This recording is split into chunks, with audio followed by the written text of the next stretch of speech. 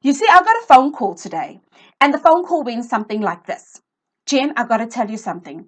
I finally started listening to you. And you finally started listening to me. I couldn't understand. I'm like, okay.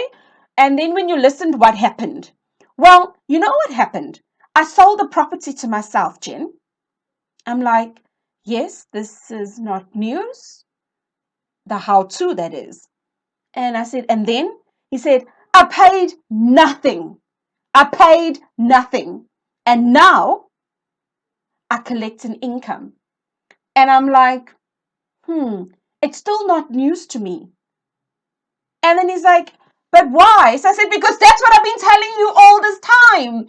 You're waiting for this illusion of a property investor to come on his white horse to help you and save you out of your dwang. And you're not thinking about how many property investing strategies that are out there and what you could make money with. So come on, my guy, let's start this story from the beginning. So let me share with you in this video as to why I was having this moment, okay?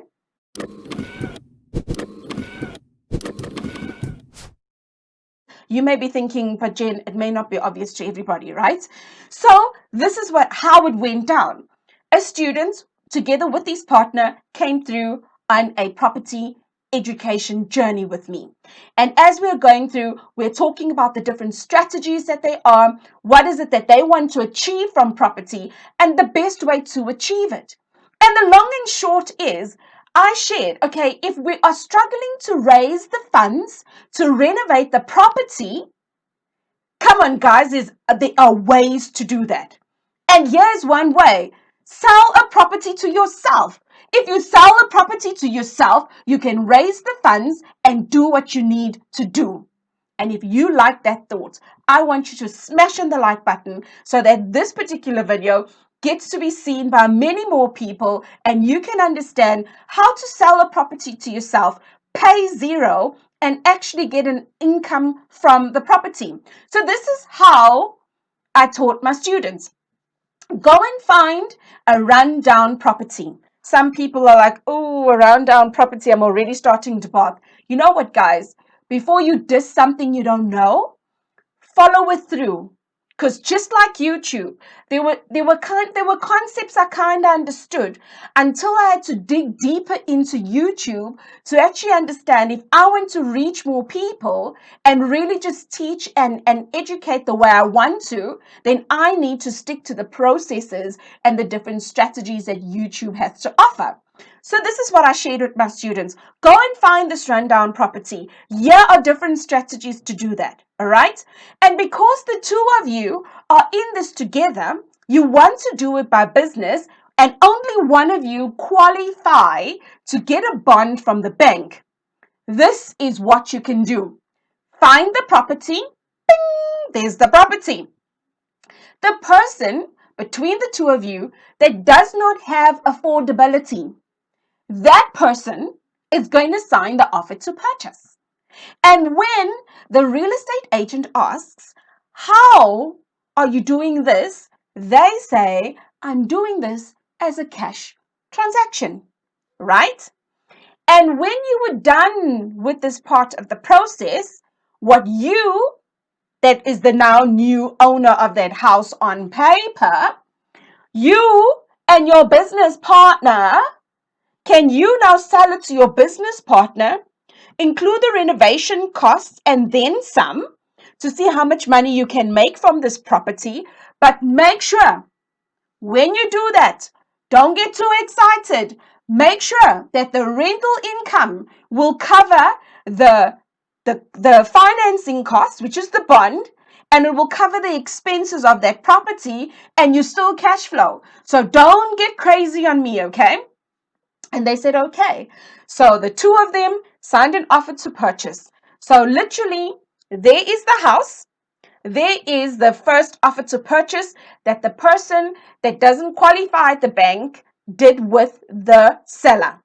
Now, what happens is in this deal that they call a back-to-back deal, this person in the middle, which is the one that didn't have affordability, turns around and now technically on that paper, right, they are the owners. They must now sell it to the next person, which is the next business partner who's got affordability at the bank.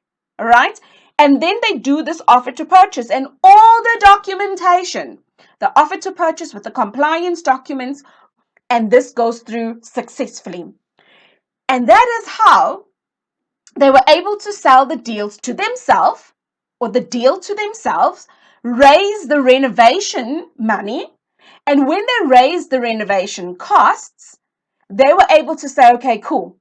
Between now and when this transfers to the name, they're going to take the leap of faith, use the credit card, swipe it to do whatever renovations that they need in this particular property, and bring in a tenant because of what they negotiated and put onto the offer to purchase, right?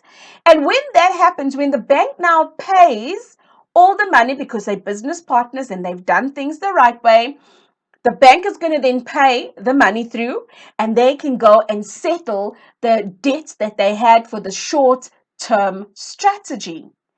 And that's when I said, but my guy, I've been saying this. And he said, Jen, I was just afraid. And that is something I connect to. That is something I relate to. Because when I started my property investing journey, I was afraid.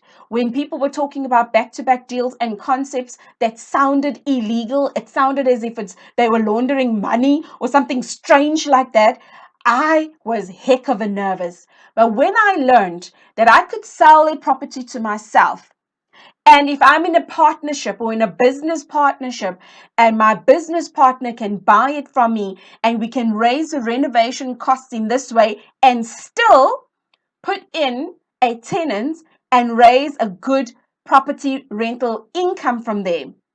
When I was able to learn that creative finance is finding property investors and not the illusion of what property investors are, because we all come with preconceived ideas of what a property investor looks like. And you know what?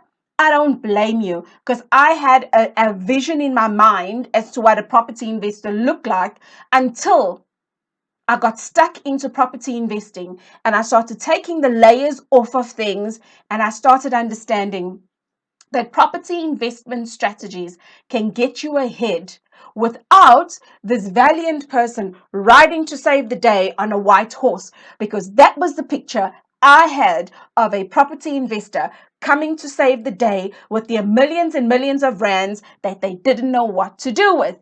And so I'm so proud of people just like my student that has decided, you know what, I'm going to take the layers off of this baby and I'm going to deal with it face to face. Just like I took the layers off of YouTube, dealing with it face to face and making sure I bring content that is relevant to you. So if you like this video and you say, yo, I didn't see that coming, I have prepared a whole playlist for you in getting started in property so that you can do your homework.